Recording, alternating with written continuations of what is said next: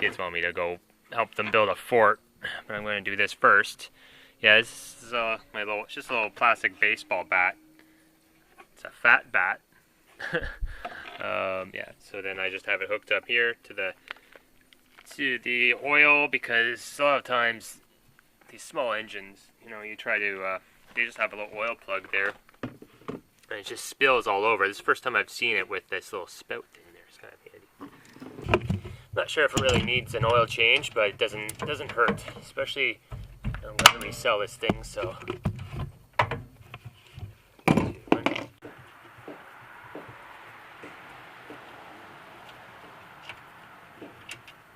Oh yeah, it needs it.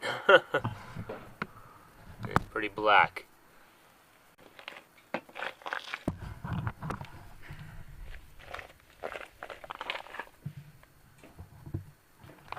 It's not going to get all of it, but at least it's getting most of it in there. Oh, everything's looking pretty good. There's one thing left that I have to do. I have to get a new air filter. I forgot to check that. Before, because I went to, there's a Honda shop here in town, and I bought a key, because I was missing the key. This was like actually I think it came up to about $10 with tax and everything. So I got that, and I should have gotten the filter at the same time, but I forgot, so I have to go back. But hey, it's working really well. Watch, it just starts on the first pull. Starts on the second pull. Come on, don't make a fool out of me.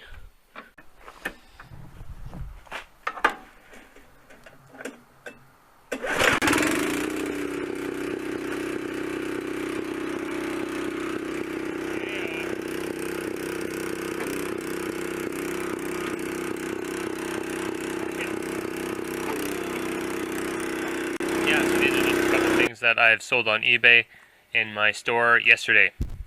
This here is just this is from a Filter Queen vacuum cleaner, and this is the handle. So that's just the carrying handle for the whole thing, and I sold that for $20. And that is going to Washington State, $16 for shipping.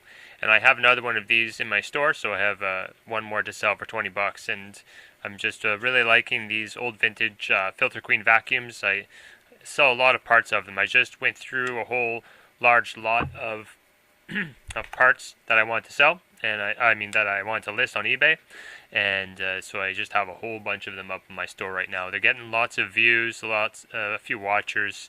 So yeah, that's just one example, one small part, and yeah, I guess people just really like their vacuums. They want to keep them working. I sold a couple furnace boards. That's usual sale this time of year. Selling those all the time. This is a more interesting. This is a bracket, a door bracket from a washing machine. I believe that's just the standard washing machine, like a Maytag.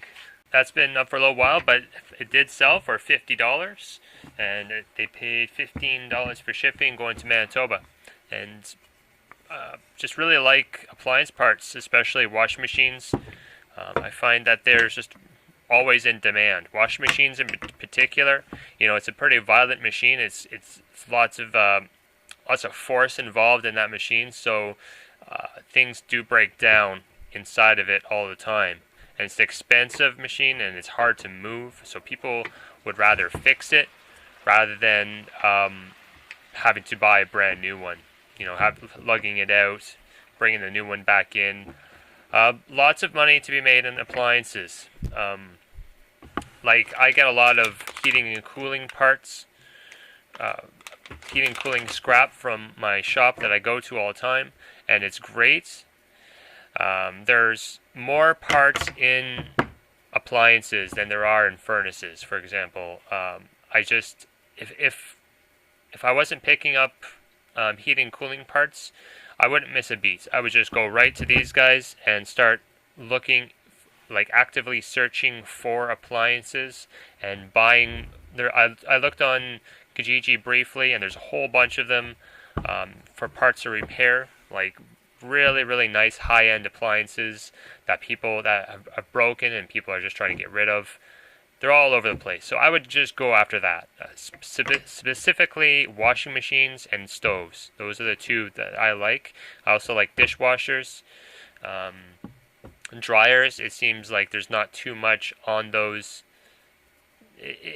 There's not too much force going on in those machines. It's just basically heating elements and a control panel and a motor spinning the drum. There's really not as much that goes wrong with those things. Little thermostats, that will go bad sometimes.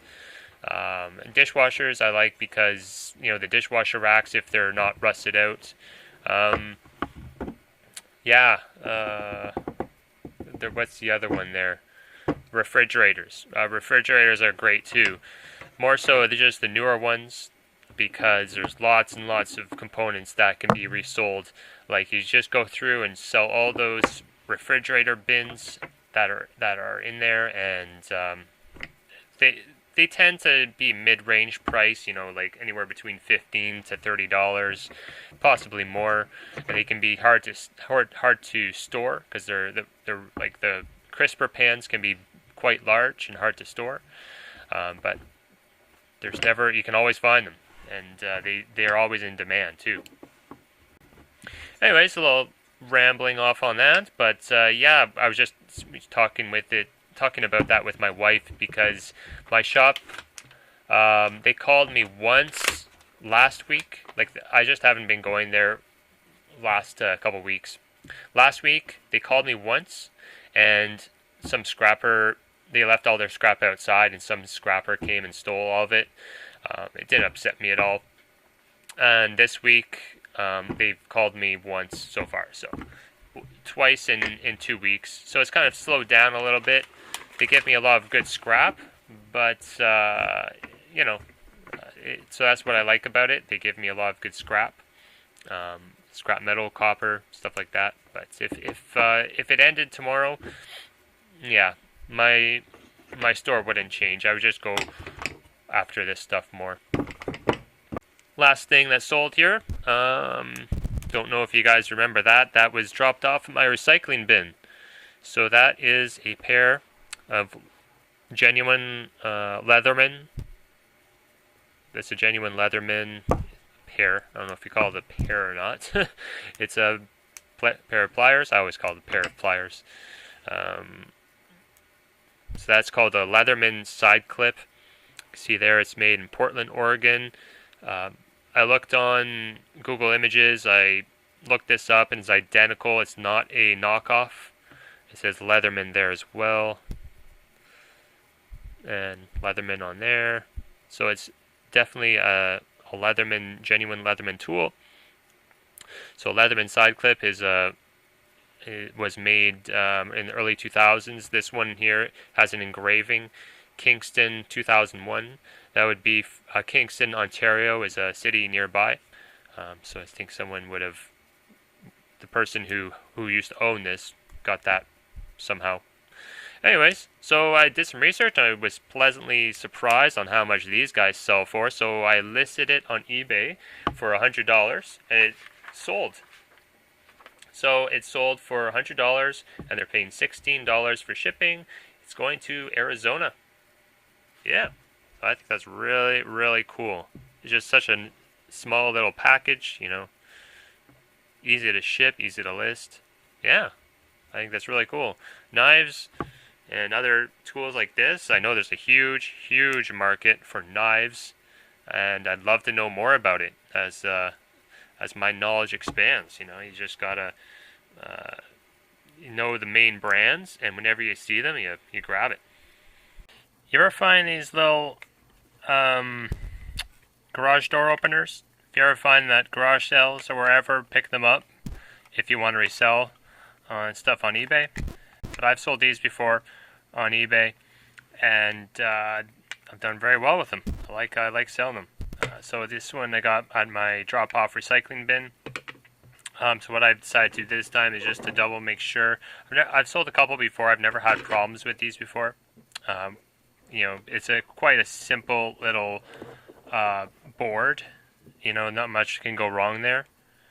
But what I've done is I've gone and bought this frequency counter. I bought it off eBay.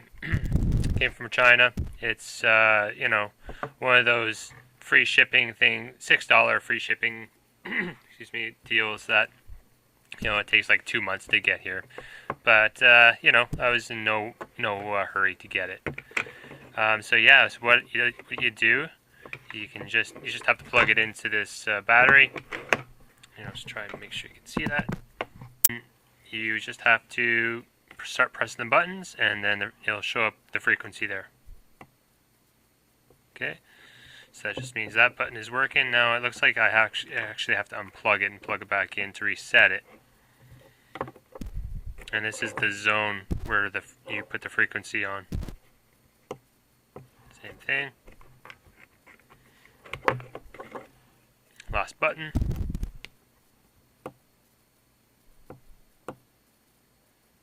Okay, I think that's fine. Okay, so now I can safely list this on eBay as a good working unit. And yeah, we'll see how much we sell for. Probably around 30, I'm thinking like 30 bucks. Maybe a little bit more. We'll see. And then, of course, the shipping is always, for me, is always calculated. I always put calculated shipping, so they pay that amount as well.